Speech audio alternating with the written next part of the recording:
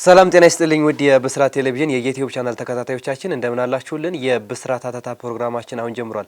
በዛሬው የብስራት አተታ ፕሮግራማችን ትናንት በተደረገው የኢትዮጵያ እግር ኳስ ፌዴሬሽን 17ኛ መደበኛ ጠቅላላ ጉባኤ ዙሪያ ቆይታ እናደርጋለን። ፕሮግራሙን አዘጋጅቶ ወደ እናንተ በማድረሱ መላኩ ወልደሰንበትና እኔ ታረቀ ከመላው የስቱዲዮ ባለሙያዎች ጋር በጋራ በሆን አብረናችሁ ቆይታ እናደርጋለን። እስከ ፕሮግራማችን ፍጻሜ ድረስ አብራችሁን ቆዩ። ሰላም ነው? ሁሉ ሰላም አለን።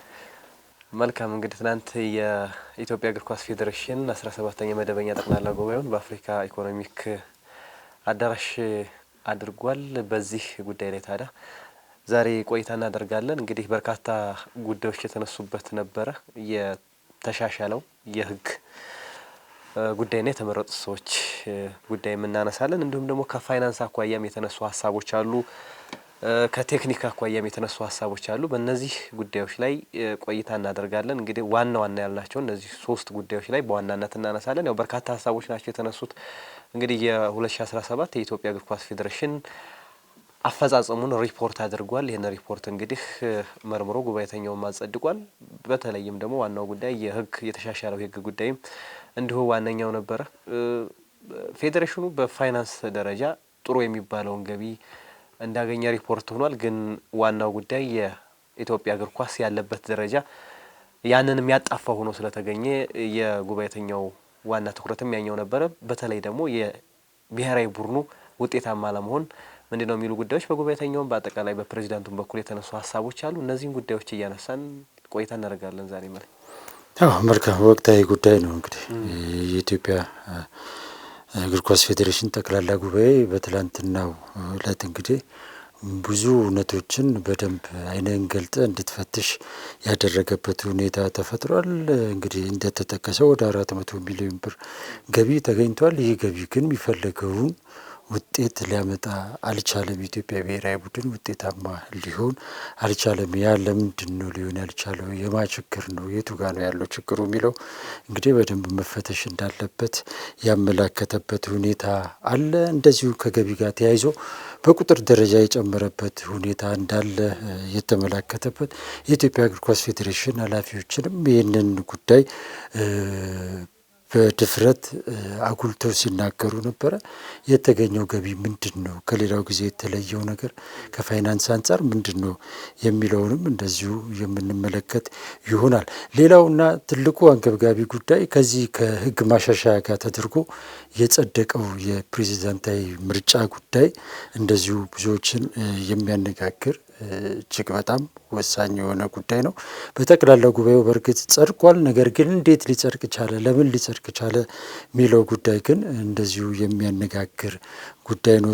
እሱንም ለምን የሚለውን ነገር ዛሬ አንስተን የምናወራ ይሆናል። እንግዲህ ፕሬዚዳንታዊ ምርጫ ተብሏል። እንግዲህ የኢትዮጵያ እግር ኳስ ፌዴሬሽን ምርጫ ከዚህ በኋላ ለፕሬዚዳንትነት ብቻ የሚደረግ ነው ተብሏል። እንግዲህ የኢትዮጵያ እግር ኳስ ፌዴሬሽን ምርጫ ብዙ ጊዜ ሲያወዛግብ ነበረ። ዛሬ ግን የኢትዮጵያ እግር ኳስ ፌዴሬሽን ምርጫ ከዚህ በኋላ ደግሞ እጅግ በላቀ ሁኔታ ሊያወዛግብ፣ ሊያጨቃጭቅ፣ ሊያባላ የሚችል እንደሆነ ይህ ደግሞ ጥቅም እንደሆነ በዛሬው ፕሮግራማችን በደንብ የምናነሳ ይሆናል።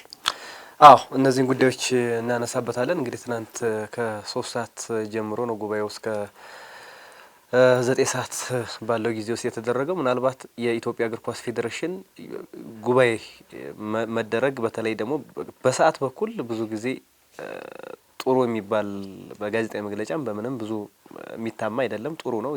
ለሌሎች የስፖርት ሴክተሮች ተምሳሌት የሚሆነው ግን በአጠቃላይ ጉባኤው የዓለም አቀፍ ስታንዳርድን የተከተለ እንደሆነ ለመገንዘብ ችለናል። በተደረገው ጉባኤ ላይ ማለት ነው። ብዙ ነገሮቹ ጥሩ የሚባሉ ናቸው። በሰዓቱ ተጀምሮ በሰዓቱ ማለቁ፣ እያንዳንዶቹ ደግሞ ራሳቸው ስቴፓቸውን ተከትለው የቀረቡት ነገሮች በተሰጠው አቅጣጫ መሰረት በሚገባ ነው የተካሄደው። እንግዲህ ያው ብዙ የተነሳው ነገር የኢትዮጵያ እግር ኳስ ፌዴሬሽን በሪፖርቱ ብዙ ነገሮችን አከናውኗል። በተለይ ደግሞ ይሄ የፓይለት ፕሮጀክቶች ላይ የኢትዮጵያ እግር ኳስ ፌዴሬሽን የትኩረት አቅጣጫ እንደሆነ በዚህኛው ዓመት ሲነገር ነበር። ሮርቱ 2029 እንግዲህ ከ17 ዓመት በታች አሁንም የሴካፋ ኢትዮጵያ እንደምታዘጋጅ ይታወቃል። በቅርቡ እንግዲህ በሱም ጉዳይ ላይ እንግዲህ በቀጣይ እግር ኳሱን ለማሻገር ይሄኛው ጉዳይ መሰራት እንዳለበት እንግዲህ ጉባኤተኛውም ያንን ሀሳብ ብዙ ጊዜ ሲያነሳው ነበር። ግን ወደፊት እንዴት ተገብረዋል የሚለው ነገር ዋናው መነጋገሪያ ሀሳብ ነው የሚሆነው። እንግዲህ ጉባኤተኛው ያንን አሳይመንት ወስዶ ለቀጣይ የኢትዮጵያ እግር ኳስን ለማሻገር ምን አይነት ስራዎችን ይሰራል ወደፊት የምናየው ነው የሚሆነው። ግን በጉባኤው እንግዲህ በቁጭት የተነገረበት ሆኗል። ምንም እንኳን የኢትዮጵያ እግር ኳስ ፌዴሬሽን በፋይናንሱ ረገድ የተሻለ ቢሆንም ግን እግር ኳሱ ቅድም እንዳልከው እግር ኳሱ ምንም ያልተሻገረ በዜሮ በሁሉም ብሔራዊ ቡድኖች ሁሉ ምንም ያልተሻገርንበት ነው። ይሄኛው እንግዲህ ብዙ አቶ ኢሳያስም ይሄኛው ነገር ሲያነሱት ነበረ። ቀና ብሎ ለመሄድ ራሱ እስከምንቸገር ድረስ ውርደት ውስጥ ነው ያለ ነው የሚል ሀሳብን ነው ያነሱት። እንግዲህ ይህንን ውርደት ከዚህ ውርደት ውስጥ ለመውጣት ብዙ ስራ እንደሚጠበቅብን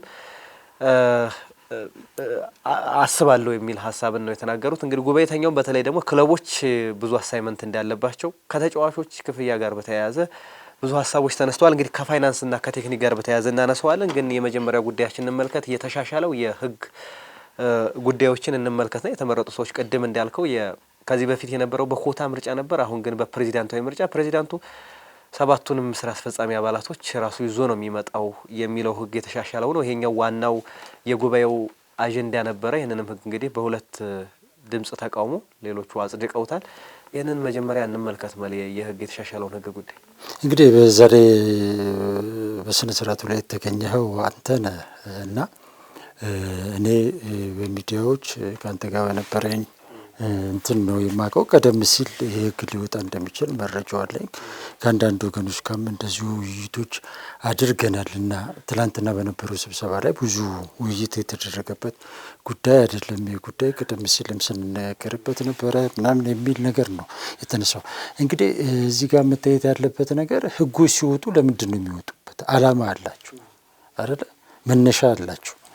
አንድ ህግ ስታወጣ ከሆነ ችግር ተነስተክ ነው ወይም የሆነ ስራ ለመስራት ፈልገ ለዛ ስራ እንዲረዳ በሚል ህጎች እንዲሻሻሉ ይደረጋል። ህጎች የሚሻሻሉባቸው ብዙ መሰረታዊ የሆኑ ምክንያቶች አሉ። አሁን ላይ ግን ይሄ ህግ እንዲሻሻል የተፈለገበት ምክንያት ምን እንደሆነ ለእኔ እውነት ለመናገር ግልጽ አይደለም። ከተለያዩ ወገኖች ጋርም ስንነጋገር ግልጽ እግር ኳሳዊ የሆነ ምክንያት እስካሁን አልሰማውም። ለምን ካልከኝ ምክንያት የኢትዮጵያ እግር ኳስ ተጨባጭ እውነታ ነው። የኢትዮጵያ እግር ኳስ አሁን ብዙ ጊዜ እንግዲህ ፕሬዚዳንቱ የሚመረጡ ከሆነ አሁን ፕሬዚዳንቱ ሁሉን ነገር ይወስናሉ አይደለ? ፕሬዚዳንታዊ ምርጫ የሚደረገው ብዙ ጊዜ አሰራሩን ዘመናዊ ፈጣን ለማድረግ ከውሳኔ ጋር ተያይዞ የሚኖሩ መዘግየቶችን ለማስቀረት ነው በብዛት ይሄ እንደዚህ አይነት ህጎች የሚሻሻሉትና አካባቢውን ጤናማ የሆነ ግንኙነት እንዲኖር ከማድረግ አንጻር ይጠቅማል የሚል ነገር ነው በዋናነት የሚነሳው። ነገር ግን በኢትዮጵያ ተጨባጭ ሁኔታ ባለፉት ዓመታት የኢትዮጵያ እግር ኳስ መሰረታዊ ችግር ተብሎ የሚባለው እግር ኳሱ በግለሰቦች እጅ ላይ የወደቀ መሆኑ ነው እያለን ነበር አይደል? በየክለቡ ስንሄድ ያለው የእግር ኳስ አስተዳደር በግለሰቦች ላይ ተንጠለጠለ። ግለሰቦች ነው የሚወስኑት። የኢትዮጵያ እግር ኳስ ፌዴሬሽን ላይም ብትመጣ አሁንም የሚወስኑት አቶ ኢሳያስ ናቸው። በአብዛኛው ነገር በሙሉ አቶ ኢሳያስን ይመለከታል። ጊዮርጊስ ጋር ስትሄድ አቶ አብነትን ይመለከት፣ ቡና ስትመጣ መቶ አለቃን ይመለከት። እነዚህ አካላት ሳይነኩት ሳያውቁት የሚወሰን ምንም አይነት ውሳኔ የለም። እነሱ የሚፈልጉት ሰው ነው የሚመረጠው በአብዛኛው። ስለዚህ አሁን ማሻሻያ የምታደርገው ምን ለመፍጠር ነው የሚለው ነገር እኔ በደንብ እየታየ አይመስለኝም። ይሄ ጉዳይ በዋናነት ምንጩ ኢፋንቱኖና ሙሴፔ ናቸው የሚል ነገር ነው ያለው። እነዚህ አካላት የስልጣን ዘመናቸውን ለማራዘም ሲሉ ስልጣኑን በሙሉ ወስደው በእጃቸው ለማስገባት ሲሉ ይሄን እያደረጉ ነው። የካፍ ያለፈ ምርጫ በእንዴት አይነት ሁኔታ እንደተከናወነ ታውቃለህ። ሙሴፔ ብቻቸውን ተወዳድረው ነው ያሸነፉት።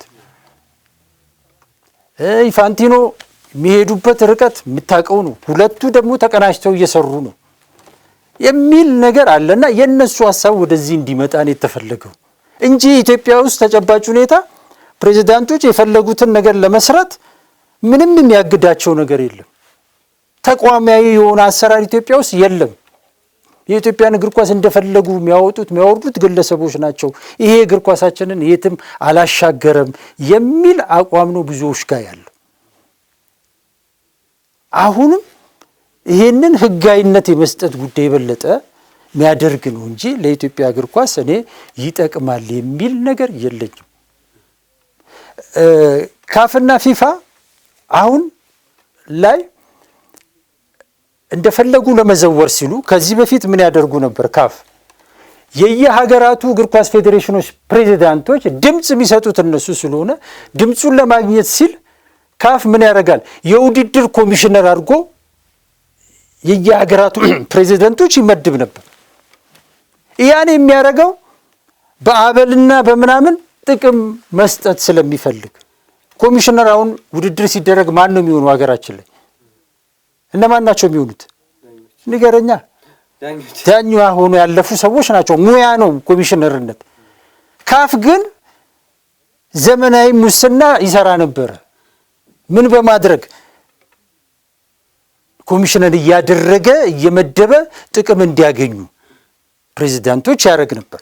አሁን ደግሞ ሙሴፔ ከመጡ በኋላ ደግሞ ሙሴፔ ምን አደረጉ? ለየሀገራቱ ፕሬዚዳንቶች $50,000 በአመት ይከፍላሉ። ስለዚህ የኢትዮጵያ እግር ኳስ ፌዴሬሽን ፕሬዚዳንት መሆን ማለት አሁን ላይ $50,000 ታገኛል፣ አበል ሳይጨምር የተለያዩ ጉዞዎች ምናምን ላይ የምታገኛቸው ነገሮች ሳይጨምር በአመት የተጣራ $50,000 ይከፍላል። ስራ አስፈጻሚው ስትገባ አሁን አቶ ኢሳያስ ስራ አስፈጻሚ ናቸው፣ እስከ $80,000 ያገኛሉ። ይሄ የሚደረገው ድምፅ ለማግኘት ነው። እንደፈለጉ ለማዘዝ ስለሚመች። ስለዚህ እንደፈለግ ለማዘዝ እንዲመች ምንም ይደረጋል? ፕሬዚዳንቶቹ የመወሰን ስልጣናቸው 100% እንዲሆን ይፈልጋል። ስለዚህ ይሄ ህግ የወጣው ይሄ ማሻሻያ እንዲደረግ የተደረገው ይሄንን ለማረጋገጥ ስለሚፈልጉ ነው ኢንፋንቲኖና ሚሶፔ እንጂ በኢትዮጵያ ተጨባጭ ሁኔታ አሁን ላይ ይሄ ህግ አያስፈልገንም። ማንም ክለብ ላይ ብትሄድ ይሄ መብት ፕሬዚዳንቶቹ አላቸው። እኛ ሀገር ግን ደግሞ ከካፍና ከፊፋ ጋር አላይን ሆኖ መሄድ ያለበት ህጉ የሚለው ጉዳይ አያስፈልገንም፣ ግዴታ አይደለም። አይ ግዴታ ነው የሚል ሐሳብ ተነስቷል። የለም ምንም ግዴታ። የኛ ሀገር ተጨባጭ ሁኔታ በእኛ ሐሳብ በእኛ ተጨባጭ ሁኔታ መመራት አለብን የሚል ነገር አለ። ፊፋና ካፌን የሚያደርጉት ነገርኩ ይሄን ለማስፈጸም ነው። ግን ደግሞ ከፊፋና ከካፍ ህጎች ሌሎች መሰረታዊ ህጎቹ መሰረታዊ የሆኑ ህጎች ይኑሩት ነው እንጂ እያንዳንዱ ነገር የፊፋ ኮፒ ነው ከሆነማ እኛ ማውጣት አያስፈልገን። የፊፋ መገልበጥ ነው የሚያስፈልገው። አይ ተጣጣሞ መሄድ አለበት። በቃ መሰረታዊ የሚባሉ ህጎች አሉ። እነዛ መሰረታዊ ህጎች እሱን መሰረት እንዲያደርጉ ይደረጋል። ፊፋና ካፍ በተሳሳቱ ቁጥር እኛም አብረን መሳሳት አለብን እንዴ? ወይም እነሱ ለፈለጉት ዓላማ እነሱ የሚፈልጉበት ዓላማ አላቸው። እኛ እግር ኳስ ውስጥ እንደፈለገ ለማድረግ በእኛ ሀገር ተጨባጭ ሁኔታ መንግስት እኮ እየደጎመ የሚያስተዳድረው እግር ኳስ ነው ያለን። ስለዚህ እነሱ እንደኛ አስብ ሊሉን አይችሉም። ግን ከነሱ ደግሞ መውጣት አንችልም። ከነሱ መውጣት አንችልም። ለምን? ከነሱ ተለይተ መውጣት ይሄን ማድረግ ግዴታችን አይደለም ነው ምልካው። ምርጫ የነሱ ኮፒ ማድረግ ግዴታችን ሊሆን ኮፒ አናደርግም። ከሀገራችን ይሄው ኮፒ ያረግን እኮ ይሄው ኮፒ ያረግን ነው እኮ እያልኩ ያለሁት። አይ መሻሻል ያለባቸው ነገሮች እናሻሽላለን። ይሄው ብዙ ነገር ተሻሽሎም እኮ አለን እስካሁን። አሁን ይሄን ህግ ባናጸድቅ ምንድን ነው የሚሆነው? አይ ለእግር ኳሱ የሚጠቅም አሁን ግን መሌ እኔ እንደምረዳው ከዛ ከህግ ጋር በተሻሻለው ጉዳይ ፕሬዚዳንታዊ ምርጫ መሆኑ ከዚህ በፊት በኮታ ነው አይደል የሚመረጠው የክልል ፕሬዚዳንት። አሁንስ ኮታ አይደለም ፕሬዚዳንታዊ ምርጫ። ግን ፕሬዚዳንቱ የሚመረጠው ስራ አስፈጻሚው የሚመረጠው ይልሃል እኮ ህጉ ላይ ከየክልሉ እግር ኳስ ፌዴሬሽን 5 ድምጽ ማምጣት አለበት። ከዚህ በፊትም ያለው እኮ ይሄን ነው የሚለው። አይ ፕሬዚዳንቱ ራሱ ነው እነዚህ ሰዎች ስራ አስፈጻሚዎች እኮ ስራ አስፈጻሚ የሚቀርቡት ስራ አስፈጻሚዎችም ከዛ 5 እውቅና ማግኘት አለባቸው። ፕሬዚዳንቱ ቢያቀርባቸውም ሰዎቹ ነው እሱ የመረጠው። ከዛ እነዛ ሰዎች ደግሞ ከየክለቦቹ እና ከክልል ፌዴሬሽኖች እውቅና ማግኘት አለባቸው ይላል እኮ። ምንድን ነው የተቀየረው? አይ ከዚህ በፊት ሁሉ ነገር የሚመረጠው እኛ አሁን የማይገባኝ ነገር ፕሬዚዳንቱ ለብቻ የተለየ ስልጣን የምትሰጠው ምንድነው እኔ ያልገባኝ? ጠቅልለ ለሱ መስጠት የኢትዮጵያን እግር ኳስ ጠቅልለ ለዚህ ሰው መስጠት ምንድነው ለኢትዮጵያ የሚጠቅመው? አሁንም እኮ እየወሰኑ ነው አይደል? አሁን የበለጠ አምባገነንነት ነው የሚፈጠረው እንጂ እኔ ለኢትዮጵያ ይጠቅማል ብዬ አልልም። ተጨባጭ ማስረጃ እንይ። የቅዱስ ጊዮርጊስ ስፖርት ክለብ ምን አተረፈ? እስቲ ንገረኝ። በኢትዮጵያ ተጨባጭ ሁኔታ ኢትዮጵያ ውስጥ እንደዚህ አይነት ዲሞክራሲ አለ ወይ? ግንዛቤያችን በዚህ የተቃኘ ነው ወይ? ይሄንን እኮ ነው አውሮፓዎቹ ማያረጉም እኮ ቅይጥ ነው የሚያረገው የአውሮፓ እግር ኳስ ፌዴሬሽን። ለምን እነሱን አያስገድድም? ለምንድን ነው እኛ የምንገድደው? በእኛ ሀገር ተጨባጭ ሁኔታ ነው መሄድ ያለብን። ለአንድ ሰው ጠቅልለ መስጠት ምን ማለት ነው? አሁን እኮ ኢትዮጵያ ብሔራዊ ቡድን ልንመረስ አሰልጣኞቹ ይናገራሉ። ለኢሳያስ መታዘዝ አለብን፣ ለፕሬዚዳንቱ መታዘዝ አለብን፣ እንትናን መያዝ አለብን፣ እንትናን መያዝ አለብን አይደለ እንደ የሚባለው የኢትዮጵያ እግር ኳስ ላይ ያለው ትልቁ ችግር አይደለም? ግን ለግለሰብ ለማኝ መሆን የግለሰብ እግር ምላስ ነው እኮ ያለው የኢትዮጵያ እግር ኳስ ላይ። ይሄ ነው መወገድ ያለበት። አሁን ደግሞ ይሄንን አሳምረህ ስትሰጥ ደግሞ ምንድን ነው የሚፈጠረው?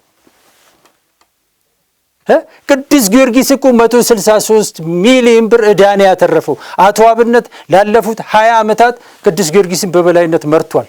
ስልጣኑ ተሰጥቶት ምንድን ነው ያተረፈው ቅዱስ ጊዮርጊስ? እስቲ ንገረኝ። ከራሳችን ተጨባጭ ሁኔታ ነው መነሳት ያለብን። ትላንት የኢትዮጵያ እግር ኳስ ፌዴሬሽን ይህን እንትን ሲያጸድቅ እንዳልከው በሁለት ተቃውሞ በአብላጫ ድምፅ ነው ያጸደቀው። እዛ ውስጥ ያሉ ሰዎች ይህንን ማዘግ ግዴታቸው ነው። ለምን ካልከኝ በቃ ተጠቃሚዎች ናቸው።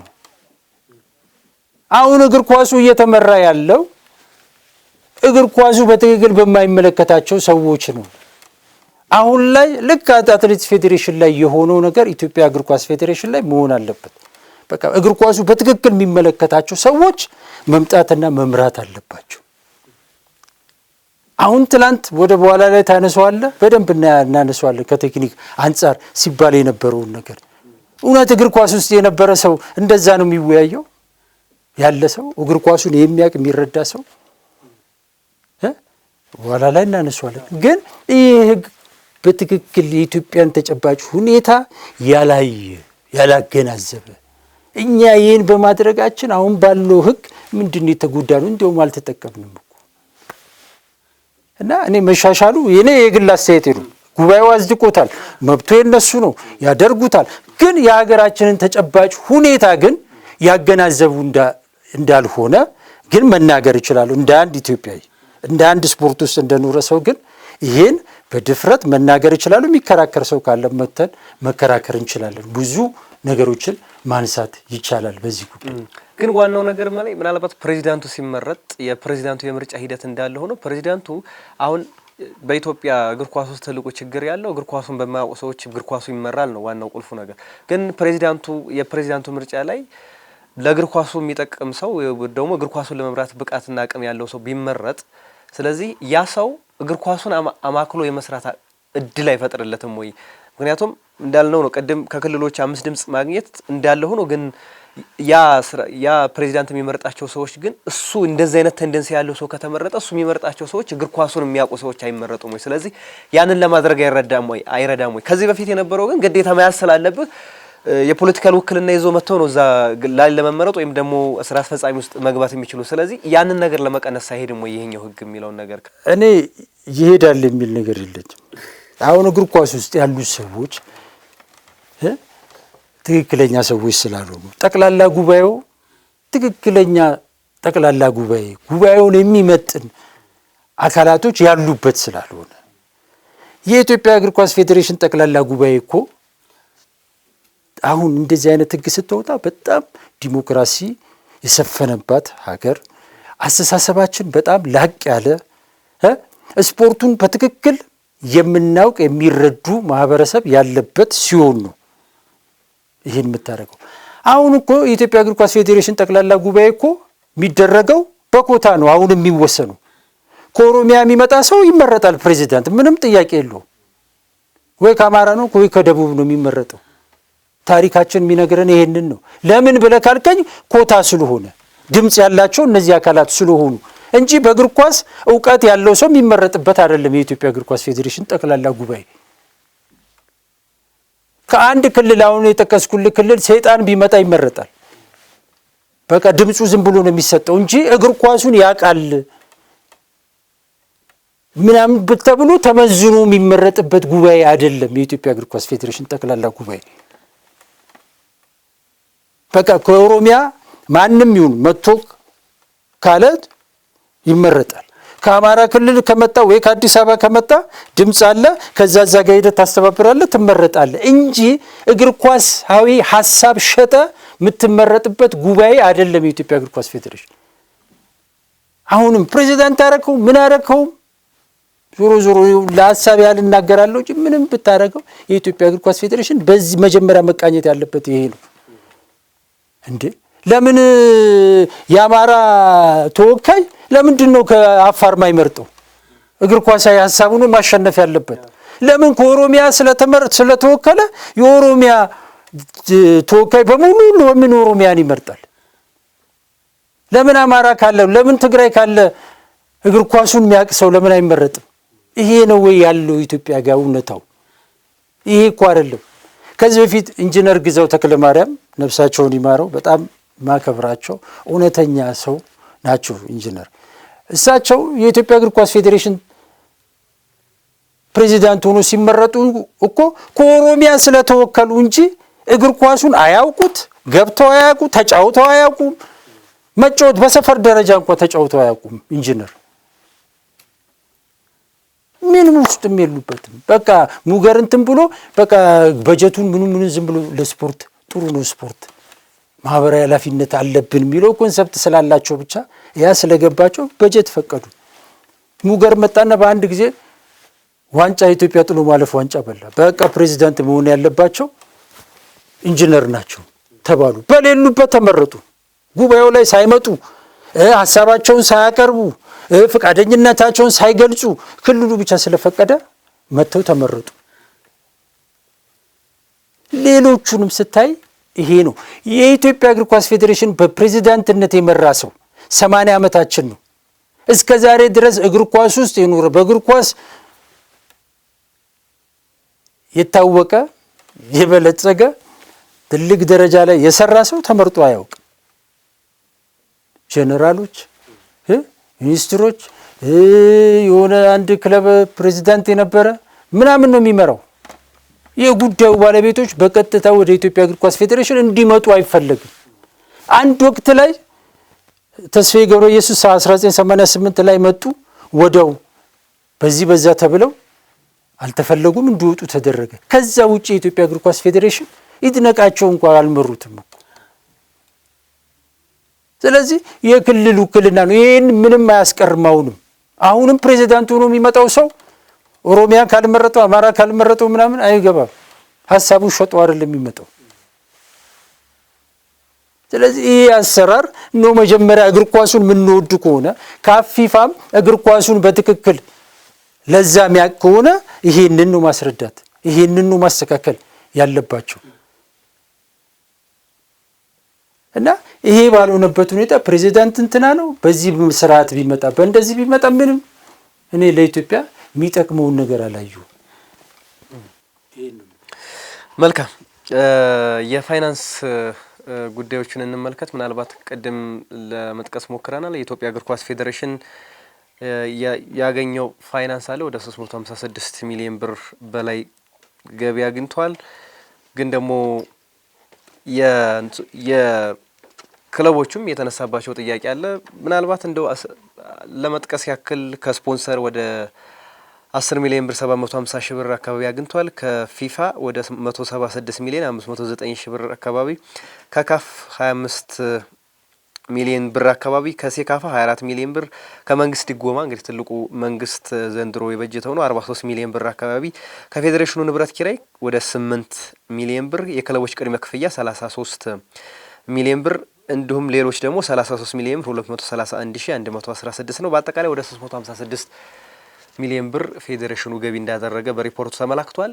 ግን ዋናው ጉዳይ ከዚህ ጋር በተያያዘ እንግዲህ ፌዴሬሽኑ ገቢ አግኝቷል፣ ግን እግር ኳሱ አላደገም ነው ትልቁ ጉዳይ። እንግዲህ ይህንን ቢያገኝም ግን እግር ኳሱ ዜሮ ከመሆኑ ጋር በተያያዘ ይሄኛውን ስራ በሚያጣፋ መልኩ ነው ይሄኛው ነገር ሲነሳ የነበረው። በተለይም ደግሞ ከፋይናንስ ጋር ተያይዞ እንግዲህ አቶ ኢሳያስ ጅራም ክለቦች ለተጫዋቾች ደሞዝ የሚያወጡትን ነገር ሲናገሩ ነበር። ለአንድ ብሔራዊ ቡድን የማይጠቅም ተጫዋች ወይም ደግሞ 45 ደቂቃ ለማይጫወት ተጫዋች 500 600 ሺህ ብር ትከፍላላችሁ። ህግ ስናወጣም ያንን ህግ ለመሻር ሽቅድድም ውስጥ ትገባላችሁ። ስለዚህ እሱን ማስቆም እስካልቻልን ድረስ ብሔራዊ ቡድን ውጤታማ ማድረግ አንችልም የሚል ሀሳብም አንስተዋል።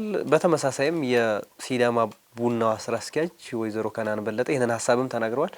አንድ ለብሔራዊ ቡድኑ የማይጠቅም ተጫዋች 600 እና 500 ሺህ ብር እንከፍላለን የሚል ሀሳባቸውን ሰጥተዋል። ግን እንዴት ነው ይሄን ነገር ሊያስቆሙት የሚችሉት ወይም ደግሞ በቀጣይነት አይነት ስራዎችን ይሰራሉ የሚለው ነገር ዋናው መነጋገሪያ ርዕሰ ጉዳይ ነው። ያው ሁሌ የሚባል ነገር ነው የሚወጣው ወጪና የሚገኘው ነገር እግር ኳሱ ጋር የማይጣጣም ነው። እግር ኳሱ ታች ነው ያለው፣ የሚወጣው ገንዘብ ግን እላይ ነው። ይሄ ሁሌም የሚነሳ ሀሳብ ነው። ግን ብዙ ሀሳቦች በዚህ ጉዳይ ላይ ተነስተዋል። ግን በቀጣይነት አድርገው ይህንን ነገር ወደ ተግባራዊ አድርገው እግር ኳሱ ሊቀይሩት ይችላሉ የሚለው ነገር ዋነኛ መነጋገሪያ ነው። ይህንን ጉዳይ እንመልከት። መሌ በጣም ደስ ይላል። እስከ ዛሬ ድረስ ለዘመናት የሰማ ነው የዚህ ሆቴል እዳ ይህን ያህል፣ የዚህ ሆቴል እዳ ይህን ያህል፣ የዚህ ትጥቅ ይህን ያህል፣ የዚህ ዳኛ ይህን ያህል ገንዘብ አለብን የሚል ነገር ነው ከኢትዮጵያ እግር ኳስ ፌዴሬሽን ስንሰማ ለዘመናት የኖር ነው። የሚመጡ ስራ አስፈጻሚዎች በሙሉ እዳ ሲረከቡ ነው የኖሩት። አሁን ላይ ያለው ስራ አስፈጻሚ ግን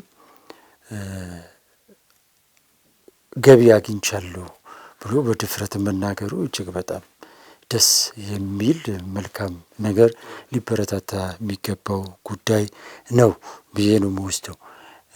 ነገር ግን ይሄ ገንዘብ ግን እንዴት ተገኘ የሚለው ነገር ዋናው አንዳንድ ጊዜ የገንዘቡን ምንጭ መገኘቱ አሁን ኪሳራ አለመኖሩ በጣም ጥሩ ነገር ሆኖ፣ ነገር ግን ይሄ ነገር ቀጣይነት እንዲኖረው ማድረግ ደግሞ ያስፈልጋል። እንዲኖረው ደግሞ ገቢዎቹ ከየት ነው የተገኙት፣ እንዴት ነው የተገኙት የሚለው ነገር መታየት ያለበት ይመስለኛልና አሁንም በአብዛኛው እንግዲህ ከድጋፍ አሁን ትልቁ ድጋፍ ያለው የፊፋ ነው።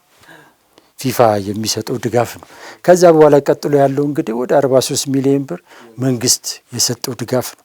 መንግስት እንግዲህ ለዘመናት ድጋፍ አይሰጥም፣ መንግስት እንደዚያ አያደርግልንም፣ ብሔራዊ ቡድኑ መንግስት ነው፣ መንግስትን ነው የሚወክለው የሚል ቅሬታ ተቃውሞ በመንግስት ላይ ይቀርብ ነበር።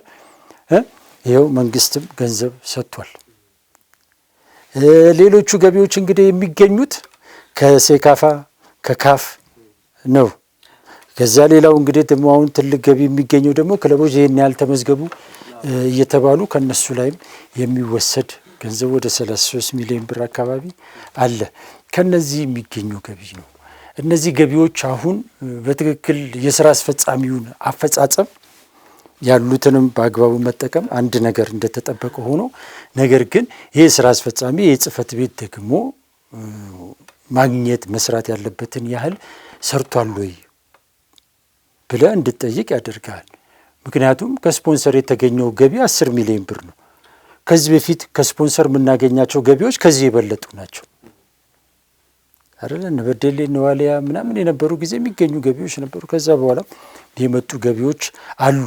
አሁን ደግሞ ጊዜው ፈቅዶልህ ደግሞ አሁን ባለው በኢትዮጵያ ተጨባጭ ሁኔታ ማግኘት ያለብህ ገቢ ይሄ ነው ወይ የሚል ነገር አለ። ከዛ አንጻር እኔ አሁንም መሻሻል መለወጥ ያለባቸው ነገሮች እንዳሉ ይሰማኛል። በእርግጥ አሁን ላይ ስፖንሰሮችን ለመሳብ የብሔራዊ ቡድኑ በሀገር ውስጥ አለመጫወት ራሱን የቻለ እንደ ችግር የሚነሱ ጉዳዮች አሉ። ሌሎችም ተያይዞ የምታነሳቸው አንዳንድ ችግሮች ቢኖሩም ነገር ግን ፌዴሬሽኑ ካለው አቅም አኳያ ከጊዜው አኳያ ግን ካየው ያገኘው ገቢ ወይም ማግኘት ያለበት ገቢ ይሄ ፌዴሬሽን ወደፊት እንግዲህ ትልቁ ገቢ ሊሆን የሚገባው የክለቦችም የፌዴሬሽኖችም ከስፖንሰር።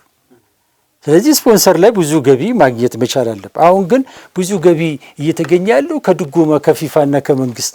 ይሄ መቅረት አለበት። እግር ኳሳዊ አይደለም። እግር ኳሳዊ ገቢዎቹ ስፖንሰሮች ናቸው። በአሁኑ ሰዓት ከቴሌቪዥን መብት ከተለያዩ ከማሊያ ሽያጭ ከምናምን የምታገኘው ገቢ መጨመር መቻል አለበትና ከዛ አንፃር መፈተሽ እንዳለበት ነው የማስበው። አሁንም ድጎማዎች በራሱ ያው የሥራ ውጤት ናቸው። ድጎማዎች በራሱ ያው የሚጠይቁት ነገር አለ። የሚጠይቁት ነገር ቢኖርም የምታበረታተው አሁን አማራጭ ስለሌለው ነው የሄደው መንግስት ጋር እንጂ ራሱን መቻል ነው ያለበት አይደል? ራሱን መቻል አለበት። ራሱ እግር መቆም አለበት።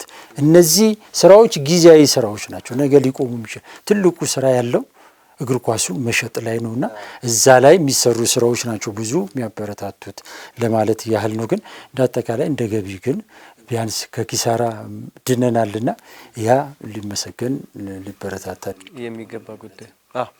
ከዚህ ቀደሙ ከነበረው የዚህኛው የተሻለ ነው። ገቢ አግኝቻለሁ ማለቱ በራሱ ትልቅ ነገር ነው። ግን እንዳልከው የስፖንሰሮች ጉዳይ ያው የኢትዮጵያ ገቢ አግኝቻለሁ ሳይሆን አልከሰርኩም የሚለው ነገር የሚያስኬድ ይመስለኝ። ገቢ አግኝቻለሁ ከሚለው ያው ገቢ አግኝቻለሁ ማለቱም አሁን የካፈንም የፊፋንም ሲያነሱ ምናልባት ብር ያጡበት ማንም መጣ ማንም የሚያገኘው የነበረ ገቢ ነው። የዚህ ስራ አስፈጻሚ ክሬዲት የምትሰጠው ጉዳይ አይደለም። ይሄ ጉዳይ በቃ የፊፋ ገቢ ነው። ማንም እኔም አንተም ነገም ተነጎዳም ቢኖር የሚገኙ ገቢዎች ነው። ከካፍ የሚገኝ ገቢ ቋሚ ገቢ ነው። በቃ ያንተን እንትን ምንም የሚጠይቅ አይደለም። የሚቀነሱ ነገሮች አሉ። እሱ ያንተ የብቃት ጉዳይ ነው። ስራ ተብለ ነው። እንዲያውም ፊፋ እኮ ስራን ነው ያቀለለልክ። ለወጣቶች ልማት ይሄን ያህል ብር፣ ለሴቶች ልማት ይሄን ያህል ብር። ከዚህ በፊት የነበሩ ሰዎች በሙሉ በመሰረቱ አሁንም እኔ ብሔራዊ ቡድኑ ገቢ ምን ያህል የፊፋ እንትን ለተፈለገበት ዓላማ ውሏል ወይ ካልከኝ ጥያቄ አለኛው። እናነሳለን ሂሳብ እንስራ ከተባለ ምክንያቱም ያየነው ነገር የለም። ሴቶች ላይ ምንድን ነው ያየነው? ወጣት ታዳጊ ልማት ላይ ምንድን ነው የታየው? ምናምን ብለህ ስትል እንትን ፊፋ ግን እያንዳንዷን 176 ሚሊዮን ብር ሲልክልህ ለምን እንደምታውለው በደንብ ጽፎ ነው የሚልክልህ። ከዛ መስጠት ብቻ ሳይሆን ባለሙያ ልኮ ኦዲት ያደርጋል ለሚሰጠው ነገር። ትናንት አንተም ስታነሳ ነበር ጠቅላላ ጉባኤው ያማረው ነው፣ ጠቅላላ ጉባኤው ፌዴሬሽኑ ያደርጋል ምናምን ብለናል። አረ ጠቅላላ ጉባኤ ካላረገ ይሄን ገንዘብ አያገኝም። ይሄን ገንዘብ አያገኝም። ማድረግ ግዴታው ነው። ፌዴሬሽኑ ለምንድን ነው ሌሎች ክለቦች ጠቅላላ ጉባኤ ሳያደርጉ ፌዴሬሽኑ ጠቅላላ ጉባኤ ለምንድን ነው የሚያደርገው ካልከኝ የሚያስገድደው አንገቱን የሚይዘው አካል ስላለ የሚያገኘው ጥቅም ስለሚቀር። ሌሎቹ ክለቦቻችን ለምንድን ነው የማያደርጉት? ከፌዴሬሽኑ አይሰሙትም። ፌዴሬሽኑ ጥርስ የሌለው አንበሳ ነው ለኛ ሀገር ውስጥ ክለቦች። ካፍና ፊፋ ግን ጥርስ አላቸው፣ ማስቀረት ይችላሉ። አሁን በቅርቡ ሰምተሃል አይደለ? አቶ ባህሩም የኢትዮጵያ እግር ኳስ ፌዴሬሽን እንደ ፌዴሬሽንም ጠቅላላ ጉባኤ ካላረጋችሁ እኔ ጠቅላላ ጉባኤ ላይ አትገኙም ብሎ አዋጅ አወጣ። ግን በቅዱስ ጊዮርጊስ ውጪ ያደረገ ማንም ክለብ የለም። ጠቅላላ ጉባኤው ላይ ተገኝቷል። ለምን? በቃ ምንም እንደማያደርጋቸው ክለቦቹ ያምናሉ፣ ያውቃሉ። ስለዚህ ፌዴሬሽናችን አሁን ገቢ አግኝቻለሁ ምናምን ብሎ የሚለው እንደዚህ ጥርስ ያለው አንበሳ መሆን የሚያስችለውን አቅም መፍጠር ሲችል ነው።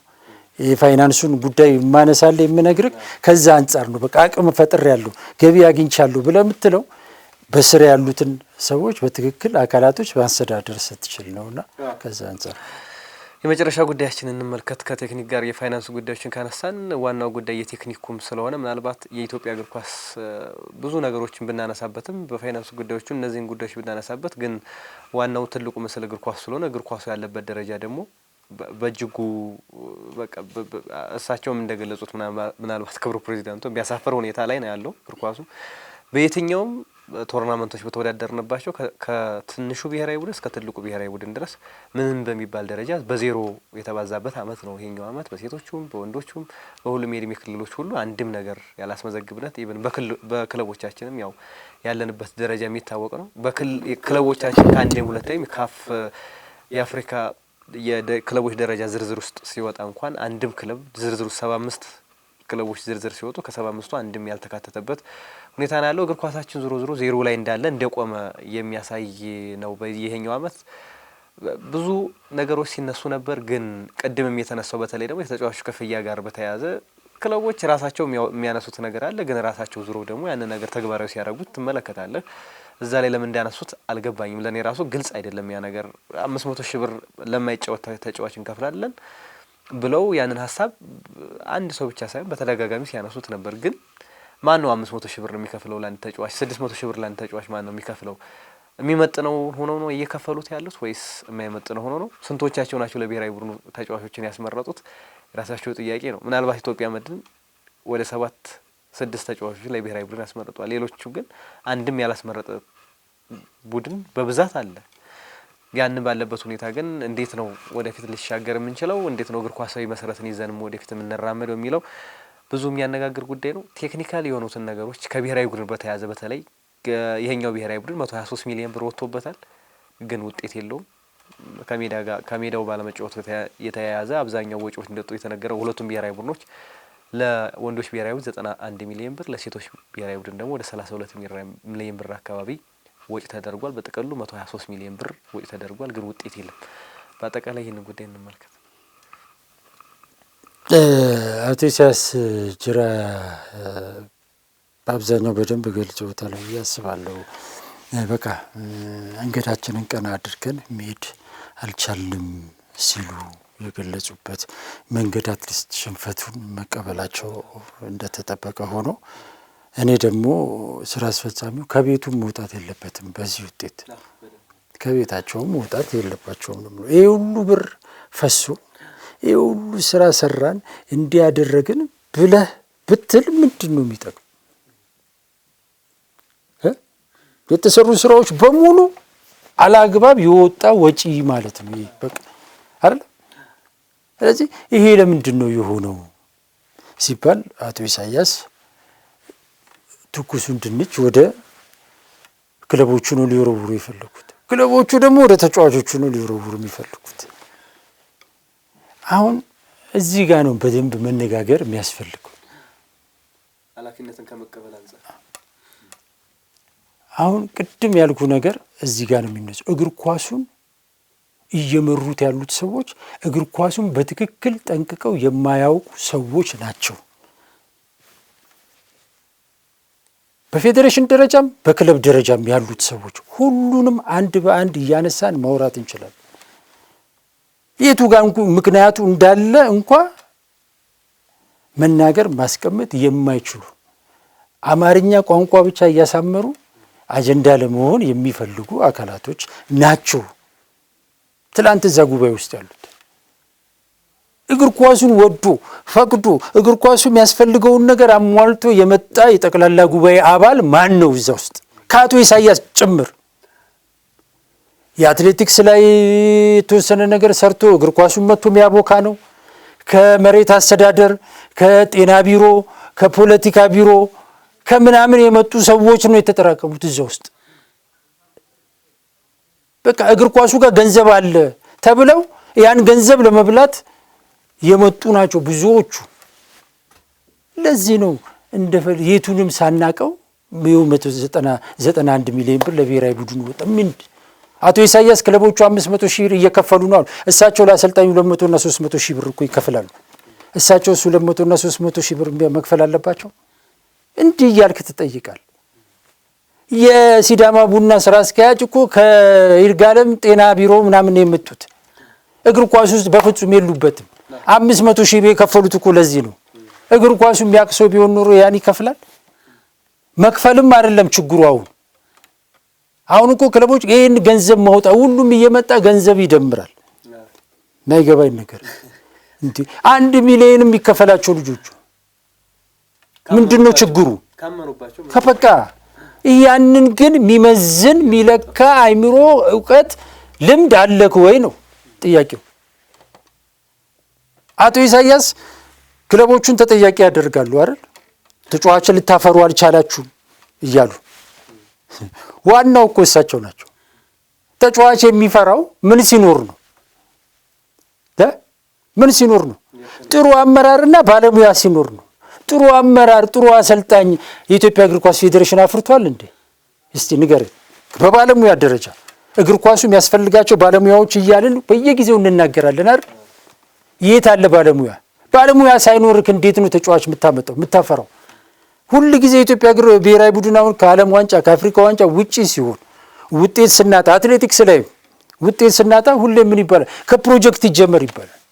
ከፕሮጀክት የሚመጡትን ልጆች የሚያሰለጥን እውቀት አለን ወይ? አሁን እኮ ተጫዋቾቹ ቤትም ባላቸው አቅም ምናምን እዚህ ደርሰዋል። እየተመዘገበ ያለው ውጤትም ምንም ሳይሰራባቸው የከፋ አይደለም። ቢሰራባቸው ግን ውጤት ማምጣት የሚችሉ ተጫዋቾች አሉ። እኛ ግን ባለሙያ የለንም። ህፃናትን ለማሰልጠን የሚችል የተማረ የሰለጠነ የበቃ ባለሙያ ኢትዮጵያ አፍርታ አታውቅም። በስፖርት አስተዳደር የበቁ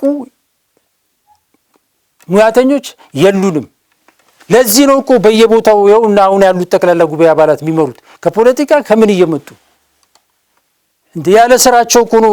በየክለቡ ስራ አስኪያጆቹን በሙሉ ጥራልኝ እስቲ የትኛው ነው ኳስ ተጫውቶ ወይ አሰልጥኖ ወይ ዳኛ ሆኖ ያለፈ አንድ ሁለት ምጠራው?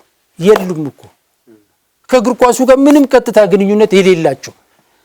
በስፖርት አስተዳደር በስፖርቱ አስተዳደር ላይ ለውጥ የምታመጣው በስፖርት አስተዳደር የሰለጠኑ የበቁ ሙያተኞች ሲኖሩ ይሄን ማብቃት እነዚህን ማብቃት ደግሞ የኢትዮጵያ እግር ኳስ ፌዴሬሽን ስራና ኃላፊነት ከፍ ሲል የመንግስት ሴክተሩ ላይ ሙያተኞችን ማፍራት አለ። የኢትዮጵያ እግር ኳስ ችግር እኮ ሙያተኞች የሉ።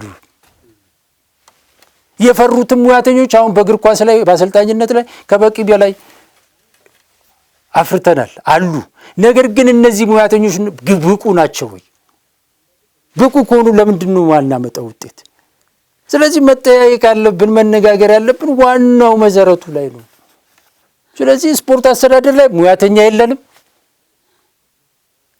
አሰልጣኝነት ላይ ስትመጣ የበቁ ጥራት ያላቸው አሰልጣኞች የሉንም። በድፍረት ነው የምናገረው። ራሳቸውም ይናገራሉ መጥተው አሰልጣኞቹ።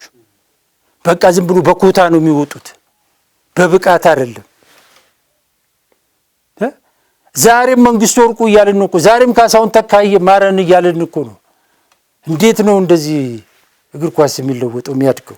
ይሄ የሚሆነው ደግሞ እዛ ጋር የተቀመጡ ስልጣኑንም ባንኩም ታንኩም ያላቸው አመራሮቻችን ከእውቀት ከስፖርቱ እውቀት ነጻ ስሉ ከስፖርቱ ነው ያልኩት። ስፖርቱ ጋር የሚያገናኝ ነገር ስለሌላቸው የፈለጉት ሰው 500,000 600,000 700 ለዓለመውረድ እየተጫወተ እኮ የሚቀጥለው ዓመት 600,000 ይከፍላል። ይሄ እግር ኳስን የሚያውቅ ሰው በስፖርት አስተዳደር የበቃ ሰው እንዴት ይሄን ያደርጋል? ንገረኝ። እንዴት ይሄን ያደርጋል? አያረግም፣ ሊያደርግ አይችልም። ነገር ግን እነዚህ ግን አንዴ ዘርፌ ልጥፋ የሚሉ ሰዎች ስለሆኑ ስፖርቱ ላይ አሁን በአመራርነት ስልጣኑን የያዙት እግር ኳሳችን ብሔራዊ ቡድናችን ሁሌም እኔ እኮ አሁን አለማለፉ አይደለም የሚገርመኝ፣ ከባለፈው ያሁኑ የሞተ ነው። እንዴት ነው እየሞትክ የምትሄደው አንተ? የበለጠ አለማለፍ ችግር አይደለም። በቃ እነዚያ የበለጠ ከኛ ስለሚሰሩ ነው የሚያልፉት። የሰሩት የለፉት ናቸው የሚያልፉት።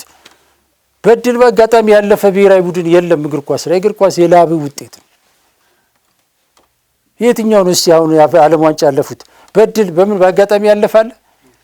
በሙሉ በስራ ነው። እኛ ምን ሰርተን ነው የምንነጋገረው? የኢትዮጵያ እግር ኳስ አላደገም።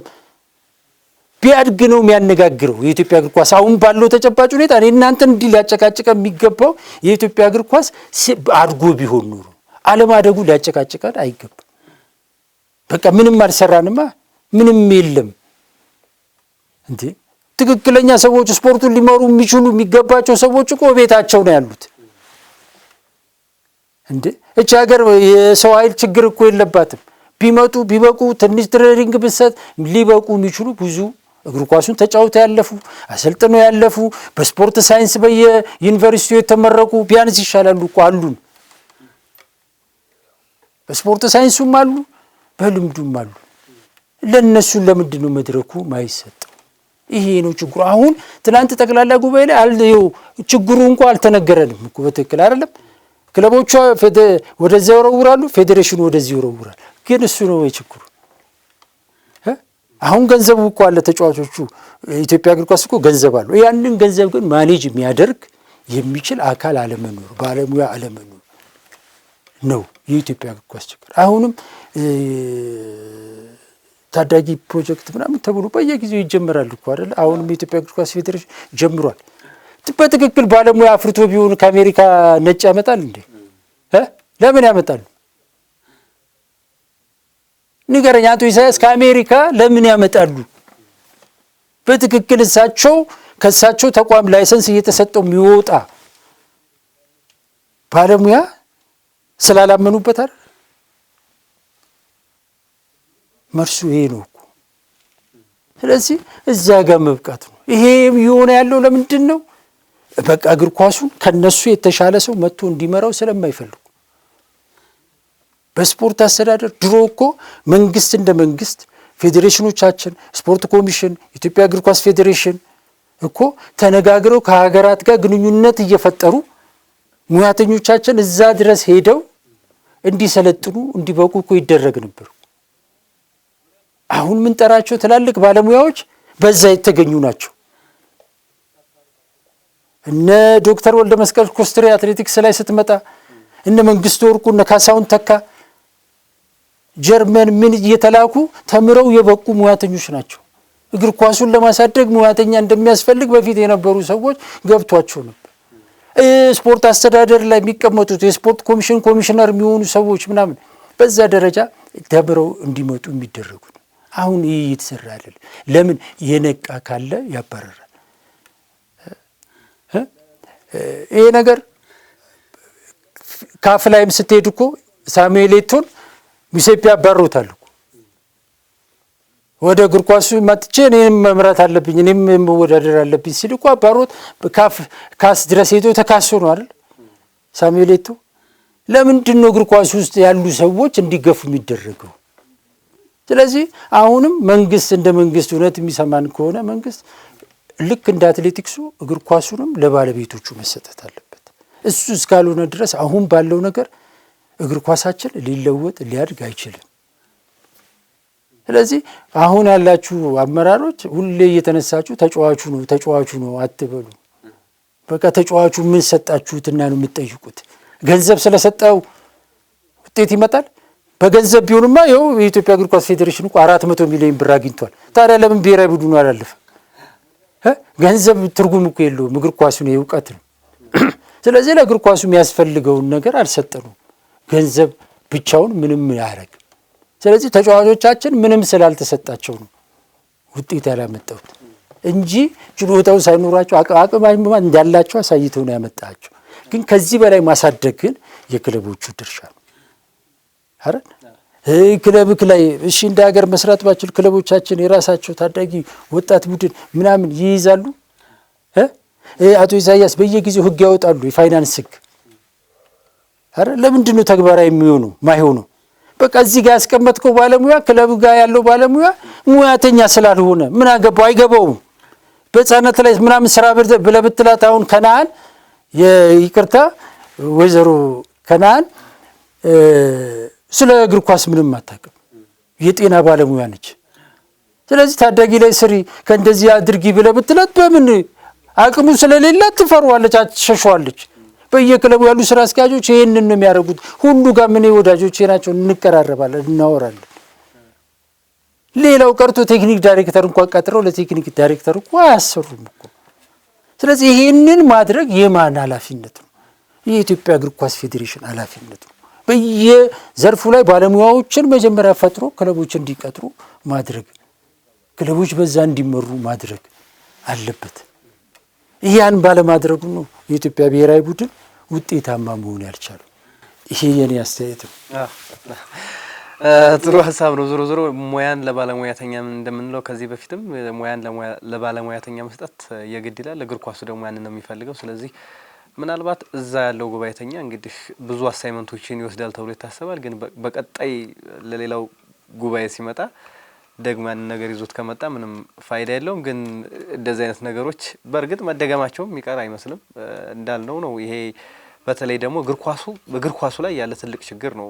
ምናልባት አንዳንድ ነገሮች ላይም ከሌላ መስሪያ ቤት ስትባረር ወደ እግር ኳሱ የሚመጡ ሰዎች የምናውቃቸው እንደ ስራቸውን እየለቀቁ ገንዘብ ይገኛል ተብሎ አቶ ኢሳያስንም ብንወስድ እኮ የስፖርት ቢሮ ውስጥ ነበር ሲሰሩ የነበሩት። ከጅማ ወደ ሰበታ ሲመጡም እኮ ሰበታ ስፖርት ክፍል ውስጥ ቢሮ ክፍል ውስጥ ነው ሲሰሩ የነበሩ። ከዛ በኋላ አዩና በቃ እግር ኳሱ ላይ ነው ሁሉ ነገር ያለው አሉ። ከዛ ለቀው ወደዚህ መጡ። ብዙዎቹ የወጣቶችና ስፖርት ቢሮ ሰራተኛ ምናምን የነበሩ ወይ ጤና ቢሮ ወይ ምናምን መሬት አስተዳደር የነበሩ ናቸው። ስፖርቱ ላይ ገንዘብ አለ፣ ስለዚህ ወደዚህ እንምጣ። ተጠያቂነትም የለም እዚህ። እዛ የመንግስት ገንዘብ ብትበላ ትበላል እዚህ ግን ምንም ማን ነው የሚጠይቅ እግር ኳሱ ላይ ስፖርቱ ላይ ስትመጣ። ስለዚህ የተጠያቂነት ጉዳይ የመንግስት ቁጥጥርና ክትትል አናሳ ስለሆነ ወደዚህ ነው የሚመጣው። እየፈለግከውን ነው የምትመርጠው። አሁን ትላንት ለምሳሌ አስመራጭ ኮሚቴ ተቋቁሟል። ይሄ አስመራጭ ኮሚቴ ሲቋቋም ማን ያቋቋመው? በጠቅላላ ጉባኤው እኮ ነው መቋቋም ያለበት አይደለ? ግልጽነት፣ ንጹህነት ካለ አሁን ግን ጽህፈት ቤቱ እና ስራ አስፈጻሚ ነው መርጦ አምጥቶ ነው ይሄ አሁን የተመረጠው ስራ አስመራጭ ኮሚቴ የዛሬ 4 ዓመት እኮ የነበረ ነው። ከምርጫው በኋላ እንኳን ደስ አላችሁት ብለው ሲጨፍሩ የነበሩ ናቸው። ይህ ቅሬታ ተቃውሞ ይቀርብባቸው ነበር። እነዚህ ሰዎች አሁንም ተመልሰው ተመረጡ። የሚገርም ነገር በአሁኑ ምርጫ ላይ ለይግባኝ ሰሚ ኮሚቴ እጩዎች የተለያዩ እጩዎች ተይዘው ነበር እና ከገረመኝ አሁን ስቱዲዮ ልገባ ስል ነው መረጃው የሰማሁት። የቀድሞ የኢትዮጵያ ቡና ደጋፊዎች ማህበር ፕሬዚዳንት እዚህ እጩ ዝርዝር ውስጥ ገብተው ነበር እንዲመረጡ። መጨረሻ ላይ ግን ምን ተደረጉ? የቡና ደጋፊ ናቸው ስለነበሩ መመረጥ የለባቸውም ተብሎ ወጡ። እንግዲህ እሳቸው የቡና ደጋፊ ናቸው ተብሎ አልተመረጡ። አስመራጭ ኮሚቴው እኮ በሙሉ የክለብ ደጋፊዎች ናቸው። በሙሉ አውቃቸዋለሁ፣ ወዳጆቼ ናቸው። የጊዮርጊስ፣ የመድን፣ የመብራት ኃይል ምናምን ደጋፊ